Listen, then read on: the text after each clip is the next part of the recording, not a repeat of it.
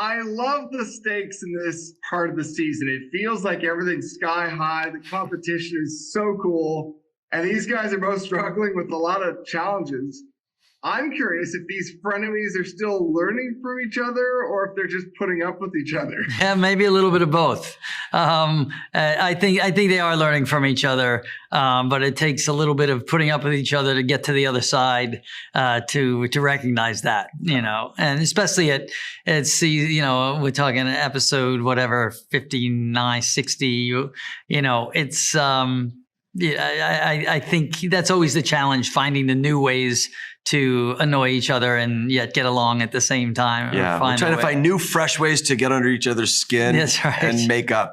Yeah, right. We have a couple more. We've exhausted most. Yes, we have a couple more up our sleeves. You just wait. Yeah.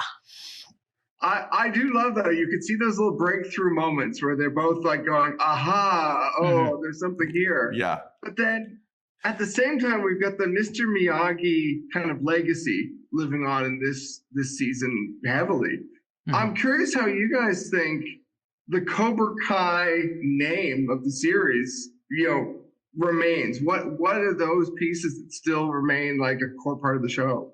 Because so much is, at this point, it's Miyagi-Do and they're all working together as Miyagi-Do, and yet the series is still called Cobra Kai.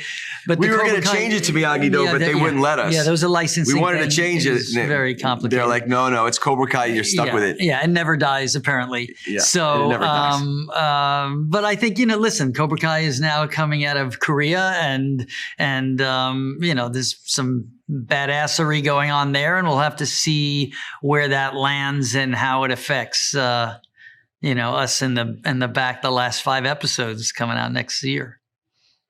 I love how the threat of Cobra Kai is almost the biggest thing now, almost more than it was in the first season. Mm-hmm.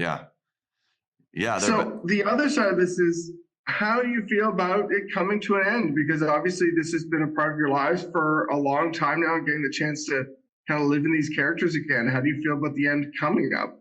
I was thinking about it earlier. It's in a weird way. It's like when you graduate high school and you have great memories, but you're kind of excited about the future. But it's kind of like it's time to move on. So it's bittersweet.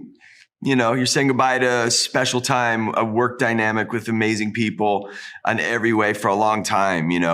I have 2 kids. He has 2 big kids. My kids literally grew up on the show. My daughter was 3 when we started, and now she's 10, so it's like, it's their whole world. And I'm going to miss all that. Just knowing it's been home for a while. So, but as far as the story goes and as far as the character goes, there's a great resolve. What happens in this second drop is insane. And then what comes in the later drop, whenever that comes, is awesome too. Feels right, feels right. And besides, the kids were, kids when they were on the show, and now they're all practically grandparents. Right.